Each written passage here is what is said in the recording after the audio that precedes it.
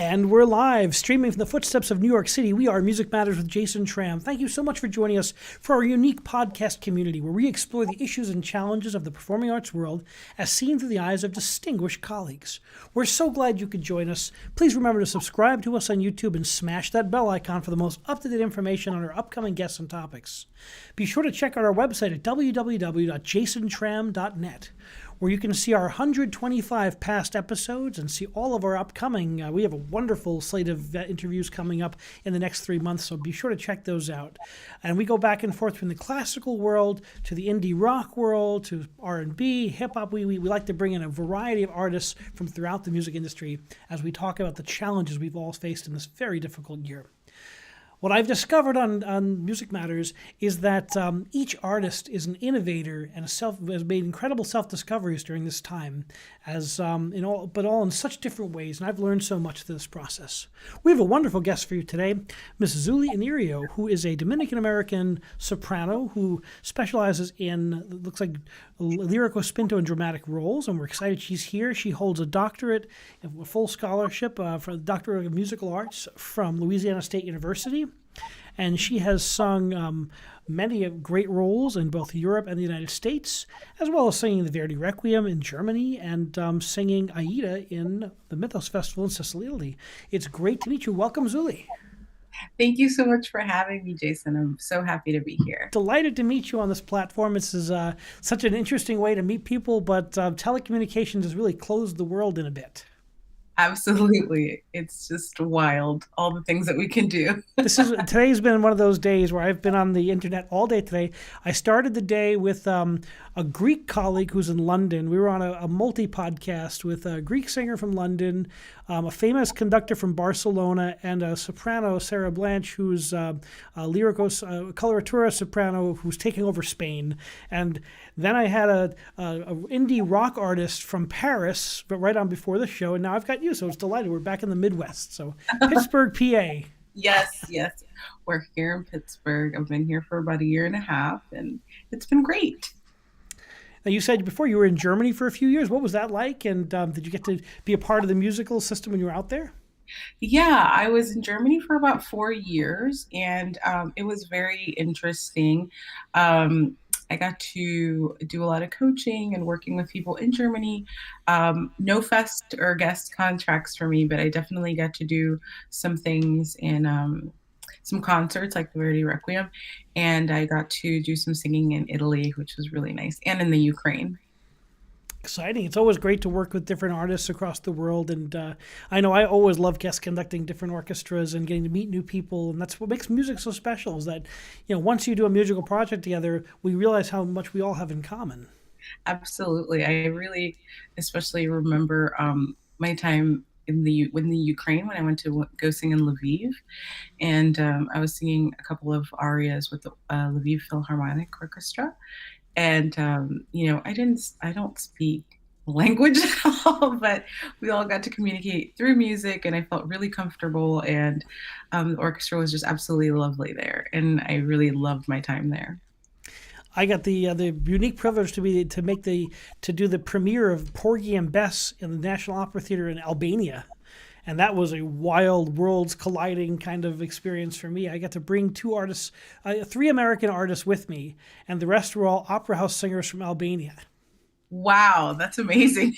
Talk about a cultural, we had to explain, everything was through interpreters because nobody spoke about, the Albanians spoke Albanian, I spoke some Italian and English, and they didn't speak, it was like no one knew what we were saying to each other. Yeah. Truly special. I wonder how long that staging and things would take then.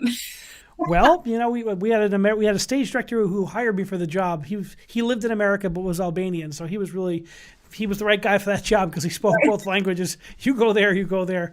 But I mean, the challenges were they didn't understand American racism. It was like things that like Porgy and Bess. You got to know these things, and it was fascinating. I was there for a month, so I had unlimited time with the orchestra and so much staging time. It was just fascinating to get to know these artists. And in the end, everyone loves the music. So that music won, and people were just fascinated by it. I bet. The historical context is just so important. So how do you bring that across in such a limited amount of time? But I'm glad that the music spoke for it and that it was well received. Well, it's one of those things I'll never forget. It's like, boy, I mean, just start the first orchestra rehearsal. I'm going the opening riff with the xylophone, and Yeah. the guy like didn't like he just didn't start playing. I'm like, stop. I'm like, nothing happens. Same thing when there's so much great like screamer trumpet, all these great like screamer trumpet lines. The guy just would bail every time that came in. They weren't used to playing like that. It was like, no, let's.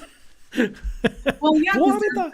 there's like a reference to that here, right? It's big band, it's got Yeah. this aggressive, and I just love that about that score. But it was fascinating. By the end, they got it, but it was they were I had to like stop and Oh wow. my favorite story from that production. Oh my gosh, the drummers just had a real hard time with it. I don't know what it was, and then I was getting really frustrated and banging the stick down. Okay, at the break, the guy goes, "Oh, you must be nice to drummers." Okay, why? There's only one family in Albania that plays the drums, and they like control who gets into the National Conservatory. It's always a relative, so. There's only two professional orchestras in Albania, and they're all the same family. If you make them mad, they won't play. That is hysterical. Oh my gosh. You can't make this stuff up. That's what I love about music. You never know what you're going to get. You get on the road, and everything that we're used to is so different. It's so true. I remember when I was in the Ukraine, I was trying to buy some chamomile tea, and I don't know how to say that.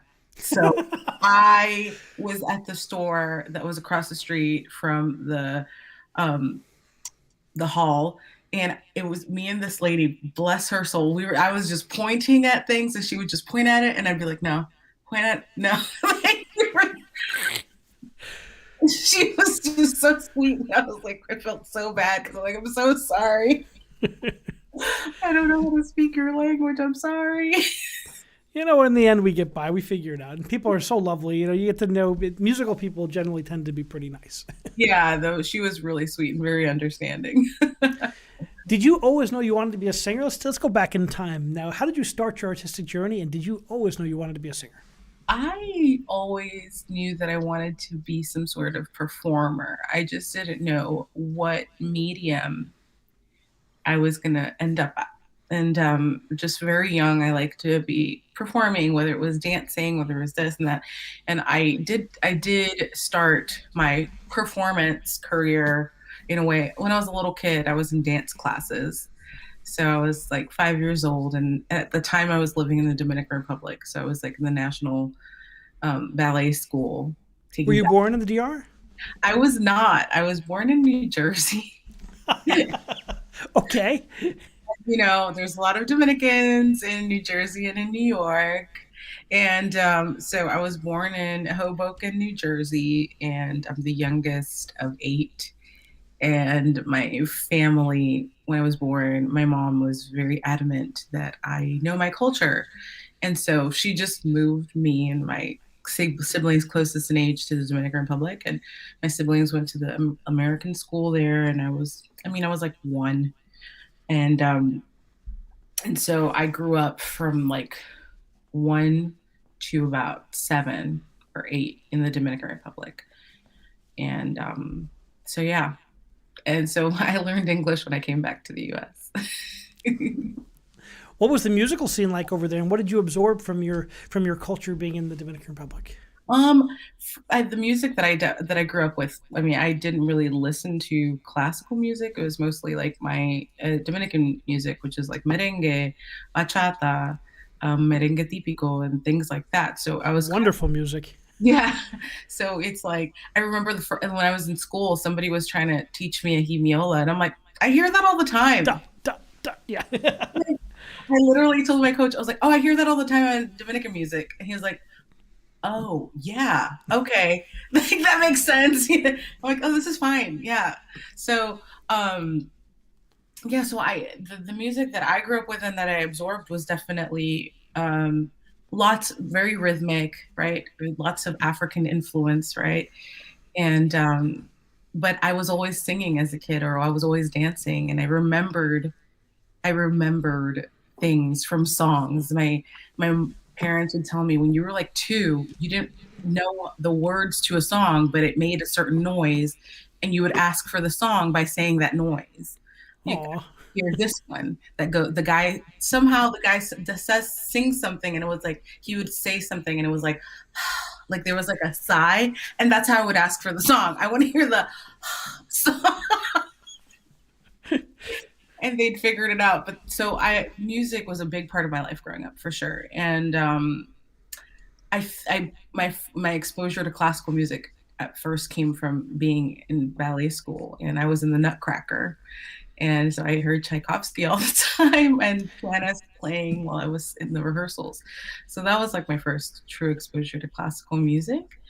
And when I moved back to the US, I continued with dance classes, but I kind of moved on to other things. And I was in after school care in 5th grade, and I joined a choir for fun.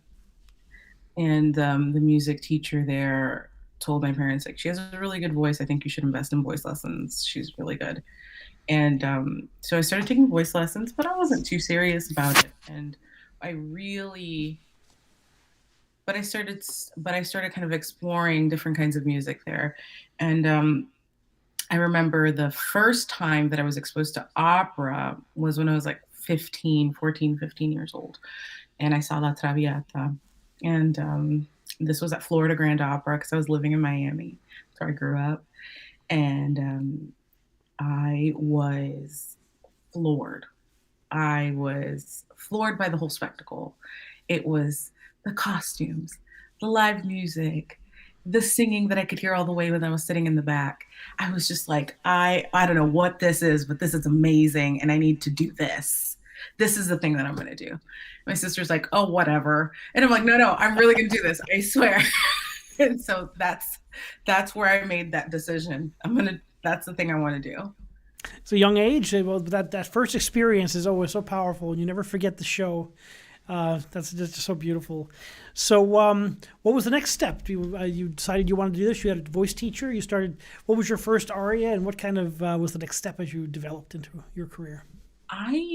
So I'm 15, and I'm like, man, this is amazing. I mean, I'm in choir at school and all of that, and I started at Florida International University in Miami, and I was going to school the summer after I graduated from high school because I'm like a big nerd and I like school and things. And I mean, I did the most. I took like 15 credits in a summer because I was like, oh, yay, college, school. And, and I remember I was between wanting to study music or wanting to study astronomy because I really liked astronomy. And I decided on music because it's more concrete than astronomy, because astronomy is all theories and things. The joke's on me, though. But I chose music then, and I went in that direction. So around 17 years old, I would say that's when I really started taking like private, like classical lessons. And my first aria, ooh, I don't know. I don't even know if I remember because I actually started as a mezzo. Ah, makes sense. Okay. Hmm. And I think one of my very first arias was, the 24 Italian hits. I think it was Lasciatemi morire. Lasciatemi. Yeah, It's always a good one. that one. And then I graduated from that one to Se tu mammi. And so with the little, the flair and the drama. And those were my first 2 arias. And yeah, that was quite the journey for me. So you knew when you started studying and started singing those art songs, and it just made sense, right? Yeah, it definitely did. I remember as I was trying to figure out, I think early on, they didn't want to like give me a voice type, so to speak. My voice teacher at the time, her name was Linda Considine. She said, "Why don't you go to the music library? Just like listen to things and explore." And I was like, "Ooh, that sounds fun. I didn't know that we could do that." So I went. My first opera that I saw on video was Electra, Oh boy. You're Should getting try real. again. I was like, this is a lot. I had the score, full score for a lecture. My as part of my doctor, I was just paging through that and just like, yeah, that's fun. Ooh, wee. I was Ooh, like, this is a lot, but this lady can sing. And dense score. yeah, super dead score. It was a Met production, and it was on, VHS tape. The kids these days won't know what I'm talking about, but um, and I took that home and I was like, this is amazing. And but I was like, man, nobody looks like me though, right? And so I was like, I wonder if there's any like opera singers that look like me. And that's when I run into like, first I see Kathleen Battle, and I was like, fun. And then Jesse Norman, Grace Bumbry, and then I get a Leontine Price CD. And when I heard Leontine Price, Some pretty darn good singers in that categories. right, and I took this Leontine Price CD, I went to my voice lesson, I put it on the piano, and I was like, I want to sing like that. My teacher was like, that's a good choice. So that was when when I heard Leontine Price and Jesse Norman for the first time, I was just like, oh, okay, this is a possibility for me. And honestly, that kind of representation is just so important, and it just shouldn't be taken lightly, because that was a very formative time, and that's when I really felt like, oh, okay, there's room for me in this. We find more and more there's we of course has come to the fore this year, but a lot of these trailblazers lit the way, and I mean, we're spectacular artists and across the board, and the art form is so much richer when we have a variety of voices there from different perspectives. I think this is long overdue, and it's exciting to see that so many of my colleagues and friends. I've conducted multiple productions of Porgy and Bess, but not just doing Porgy and Bess, lots of other shows. Such great artists out there. Yeah, I started with Jesse and Leontine, but when um when I've also then eventually discovered Martina Arroyo, who herself is Black and Puerto Rican. And I was like, oh, wow. Like, I was just so floored that I was like, oh, wow, somebody with like kind of my similar background really is out there in this business. And to see like what an icon she is, it was really encouraging. I had a meeting with her in the city, and she goes, "Honey, I was rocking before there was rock and roll." That made an impact on me. I'll never forget. What a great lady, and what an amazing artist. And how she gives back with her foundation. And She certainly does, and that her preludes performances, and really making an imprint on the next generation. It's wonderful to see that. absolutely, absolutely. What were some of the challenges coming up into this, training as an opera singer in this time period? Well, I'm the only person that has pursued that is like musically inclined at all in my family. And it seemingly came out of nowhere for everybody. They're like, whoa, okay, I guess opera it is. you know, but my family has always been really supportive. I think that some of the challenges would be, I've always felt like, because I got into it much later and I wasn't as exposed to classical music or understood the the business in general, until much later in my development, that I kind of felt behind. Like I when I went to music school, there's like, oh yeah, well I've been singing this and this, and I learned how to sing, classically, and learned how to read music when I was in, choir in church when I was a kid, and I'm like, uh, not me. I grew up in a good old non-denominational Pentecostal Spanish speaking church, so I wasn't reading any music. I learned how to read music the first year of my undergrad, and that was something that I was like embarrassing for me, but now I'm just like, no, it's not. It's that just speaks to different kinds of experiences, access, and all of those things. So there's nothing wrong with me for being at that place. And I understand that now, but at the time I was just like, oh my gosh, I'm so embarrassed. Oh my gosh, why am I so behind? And you know, so so those are some of the kinds of things, like just not having, kind of getting into it a little later and feeling like I was a little bit behind. Have you met a lot of the other? Thanks for sharing that. That is an important point. You know, everyone starts their journey at a different place. Everyone's journey is so unique. And one thing I've learned in 124 interviews on this show is that every artist is so different. Half of them, more than 70% have been opera singers, and everyone's got a totally unique journey. And that there's not one any way to do anything.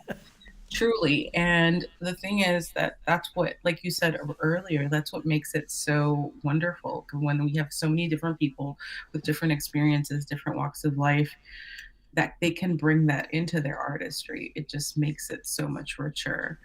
And because otherwise, we're all going to sound the same. It's going to be very cookie cutter, not that fun.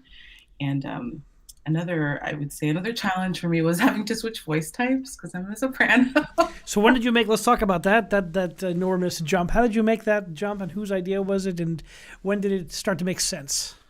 Well, it was very interesting. So I started off as just whatever, a young voice. They started giving me soprano rep. I started singing things that maybe were a little too, because I've always had kind of a warm sound. Um, Things were given to me that were maybe a little too big too soon, and maybe I wasn't totally supporting the way that I could at the time, supporting my voice.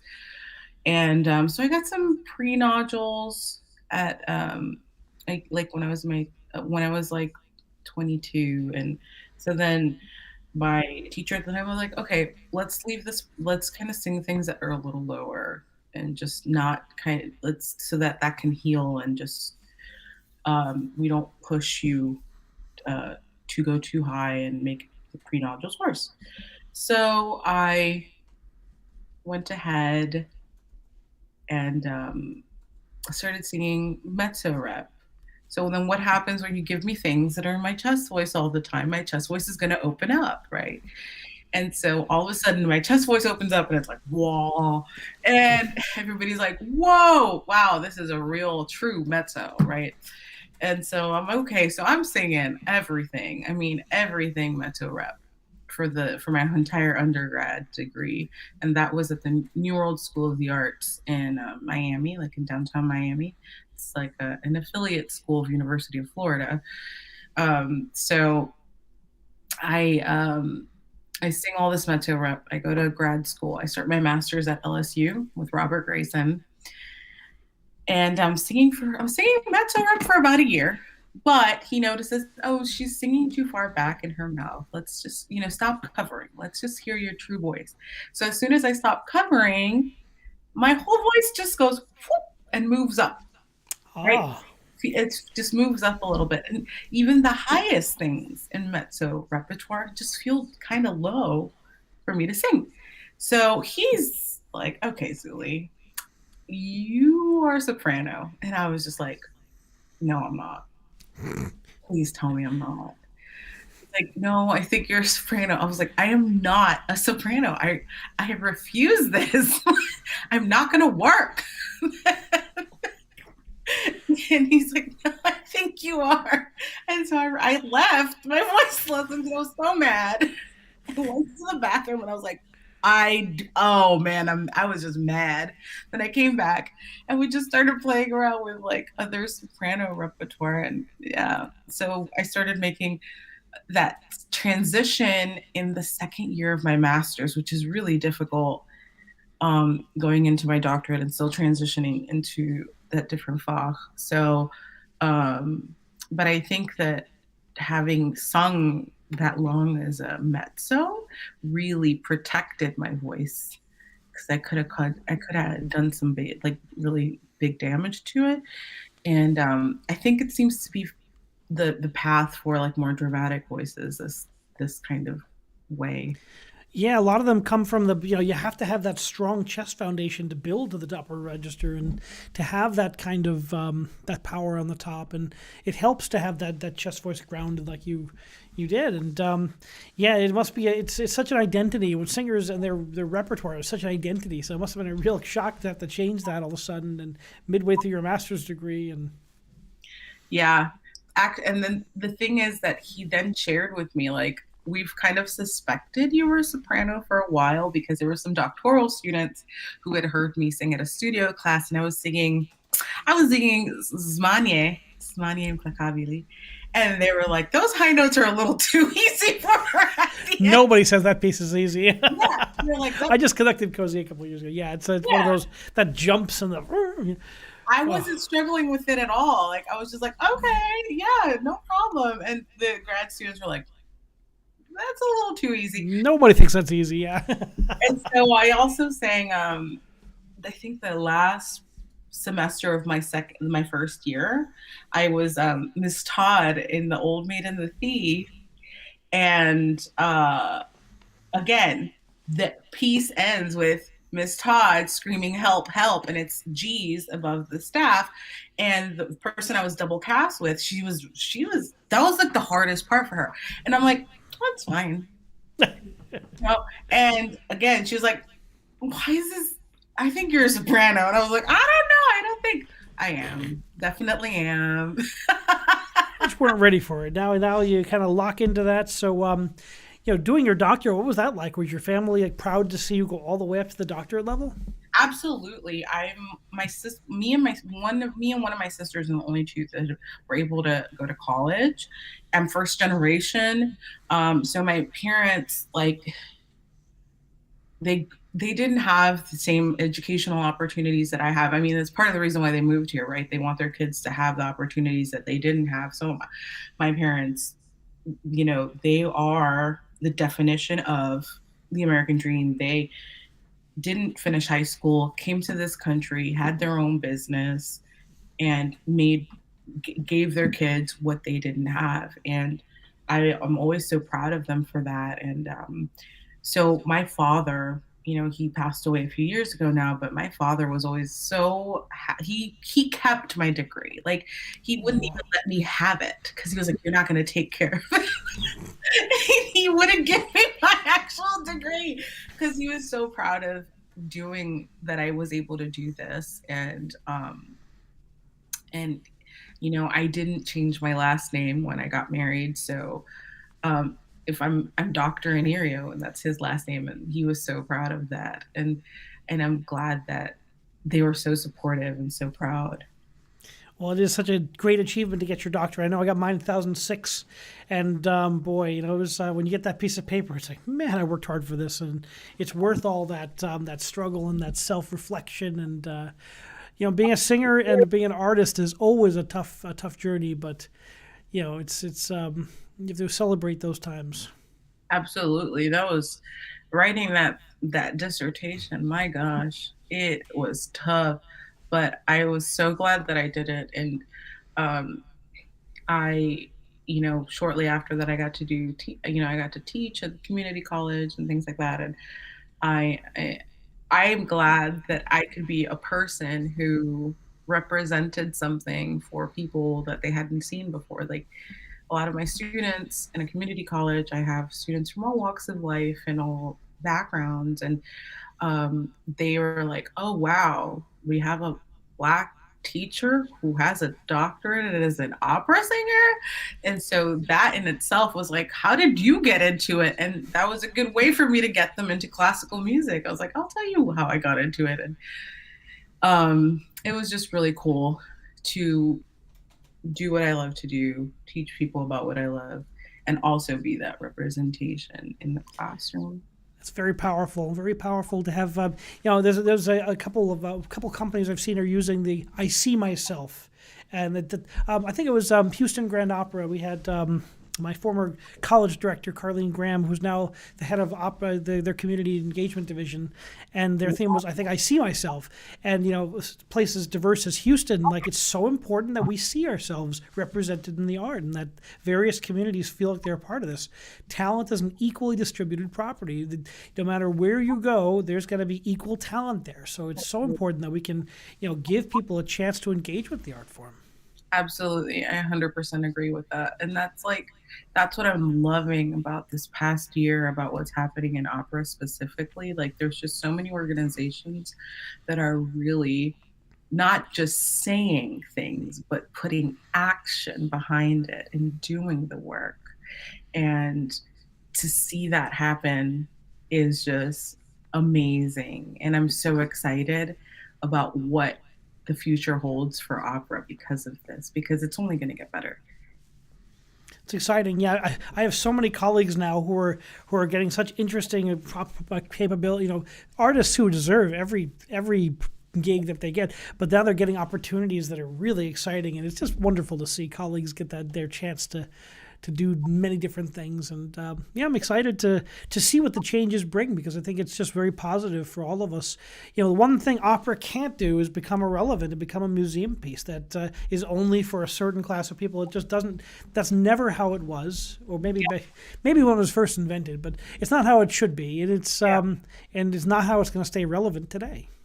Yeah, I mean, it could definitely evolve to become its own thing, that it's reflective of our society, you know.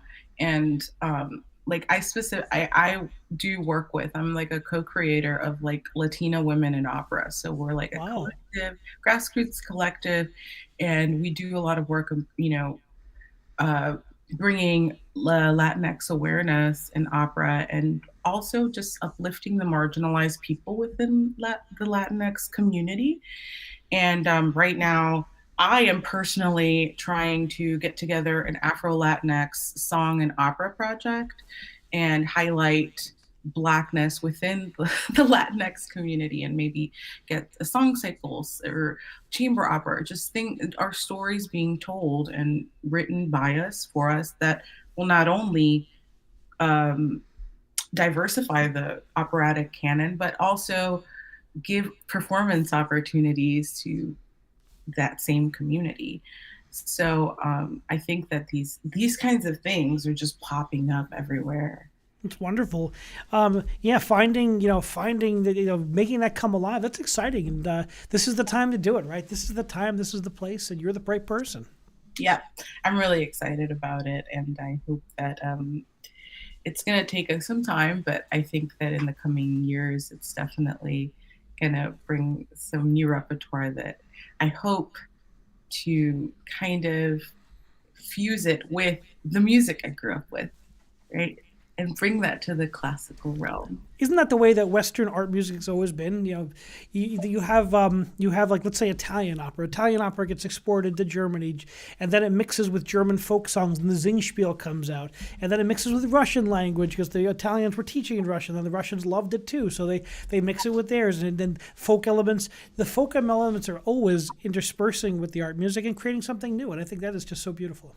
Yeah, I think it's gonna be it's gonna be exciting, and it's also gonna show the diversity of music just within my own country too, because there's a lot of wonderful music there.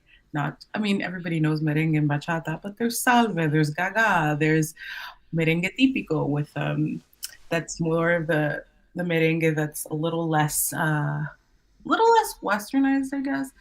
It's more folk. And I want to bring those elements into the music that I will present. So I'm really excited about that. Have you performed? Have you done recitals or concerts in the Dominican Republic? Not yet. I hope to.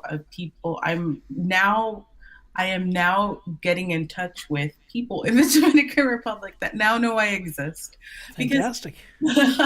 that I am very much. They consider, while I have Dominican roots, I'm very much considered American there, you know, and so I through social media, which has been amazing, Dominican singers in the Dominican Republic know I exist and are talking about, oh, have you heard of Zuly? She's Dominican and she's in the US. And so my friend who lives there, who I went to grad school with, she's like, how do you know Zuly? And they're all like kind of, coming together like, oh my gosh, you know Zuly. Like, that's crazy. So it's just, social media has been a powerful tool, let me just say. Well, it's the only tool we've had, certainly during this COVID period, and with us being all separated and forced to kind of silo ourselves for a bit, social media has been incredible. I mean, I've started this show just because I missed my colleagues. I was supposed to be making debuts in Vienna and Prague and conducting a festival in Italy, and all of a sudden they got scrapped last summer. So I said, now what? So my son, who's a television production person, he said, why don't we do a podcast? Why don't we try something else out? And and I'm like, I'm thrilled I did, because I've gotten to keep in touch with so many people and meet new people like yourself who are doing great things. And I just love this conversation we can have and exchange ideas, and anyone can watch. And Right. I think it's exciting. It's so exciting. I'm so glad that you did this too, because you get to learn about so many different people, and, it's hard to, like, outside of our own circles, get to know different artists. But with a platform like this, you can, listen to somebody's interview and be like, oh my gosh, we can really work on something, and just kind of reach out to them and just make things happen. So this is amazing, and I'm really excited to be here. It's exciting to see, what's possible and what other people are doing. And that leads me to a question. What have you learned about yourself in the COVID period? So many people I've talked to have had different reactions to COVID. Some have become, have done less, have taken up reading, they've taken up doing non-musical things. Some have just jumped into music full force, and everything in between. How has a period been for you, and have you, what self-discoveries have you made? I I definitely took a break at first because it was just depressing. Because I just got here from Germany. I was just doing auditions. I had gotten into the Gerda Listener competition, the Jensen competition, and all of these things. And then it was just canceled. And then I'm like, I literally just got here. Like, nobody knows me and nobody's going to know me again. And it was just, I needed to take a break, and just kind of I stopped singing for a few months and took up other things. I took up house plants like a lot of people did. And gardening. I have a big backyard, and I made some raised beds, and I grew some vegetables and strawberries and herbs. And I also took up just reading, like you said, and paint, just expressing myself in different ways, for sure. And I didn't force myself to get back into it, get back into the singing, into the music making. I kind of just left it alone. And when it struck me to do it again, I did it again. And I think that was the best thing I could have done for myself, because it definitely let me do it again for the original reason that I did it. And it was like for the joy of it, and because it made me happy. And at one point I couldn't even bring myself to sing any opera. I was just singing covers. Me and my husband learned songs on the guitar, and I was like, I want to put this cover on Instagram. You need to learn this.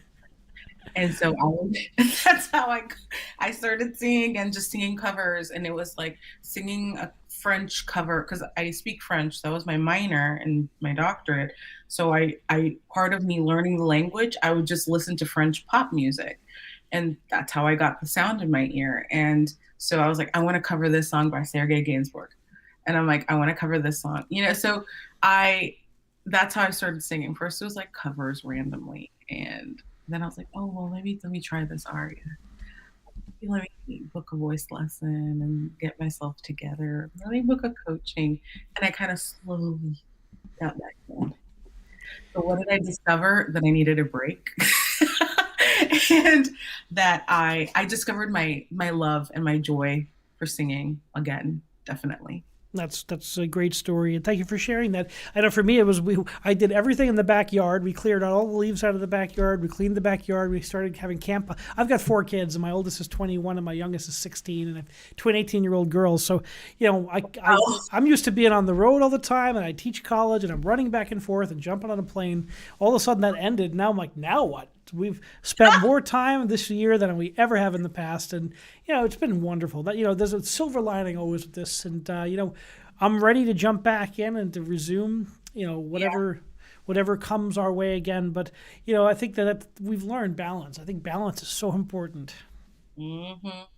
Absolutely. That quality time has been awesome. And I've been able to like just focus on things that I just had moved here. I hadn't even finished unpacking my house. I was so I'm like unpacking and organizing and how I want to do this and how I want to do that. And you know, I've really got into social media and growing a following. I for a lot of the time. Congratulations! Yeah, I'm older than you, so my kids are like I'm like forever. I was resisting Instagram. Like, oh, I have 5,000 friends on Facebook. Like my kids are like, Dad, like, the old people are on Facebook. I'm like, oh yeah.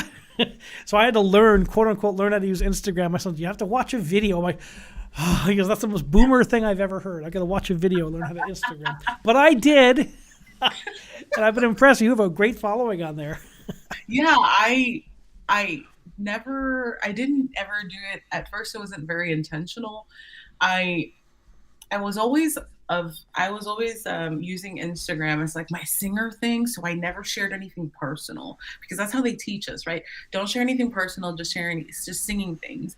And then I started sharing personal things like me going to a protest or me having an opinion about something happening that's happening in the news. Usually it had to do with like racism or something like that. And that's how my following started growing. And I'm like, oh, if I show myself like the three-dimensional person, not just the singing stuff, people are more interested because it's a real person, right? It's not so cookie cutter. And so while I do share my music making and things coming up, I also share a lot about um, my thoughts on, you know, racism and within the Latinx community specifically. And I do post some things that are educational about like what Latinx looks like, what is Eurocentrism, and things like that, and how it affects specifically the Latinx community. So it's been great for me personally because I can share my opinion, and it's been nice. I've had the privilege to interview a lot of indie contemporary artists, and the whole indie movement's really fascinating to me. And I've wound up really enjoying this discovery by artists that back the days when the record companies controlled everything, they would create these plastic images of artists that they would put out there that had nothing to do with reality. And the indie movement wants to see who these people really are, and they build their reputation by being as authentic as possible by putting out their personal lives in these videos and building a following.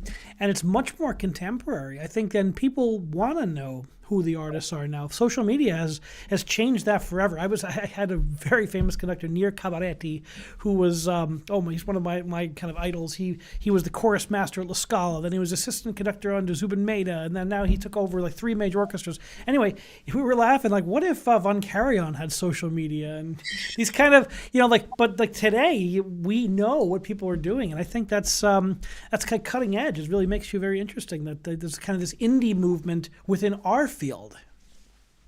Absolutely. And there's one of the people that really does this, and she's very honest and transparent, and she also is very informative. Is Tracy Cox, and she specifically focuses a lot on uh, fat bias and body image in opera, and she talks very openly about it, and which is a tough subject, but it needs to be addressed too.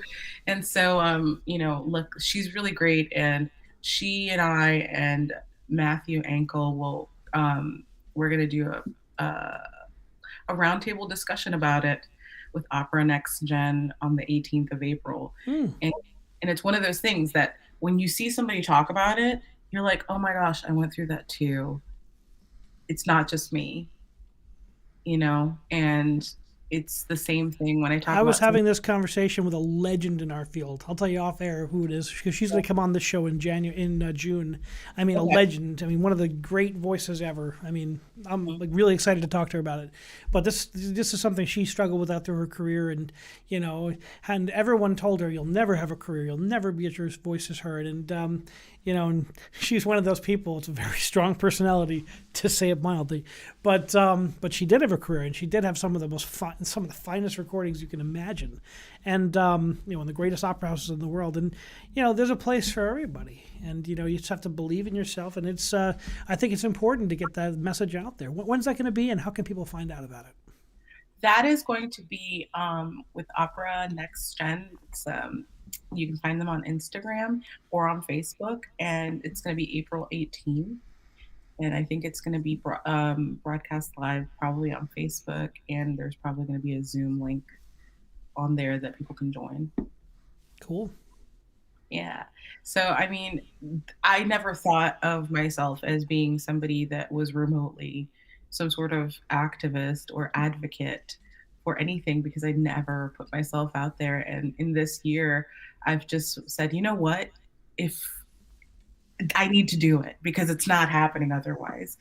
And I'm so glad that I kind of took that plunge to be more open and to take the kind of the risk of speaking openly about some of the things that are going on and how they can be better.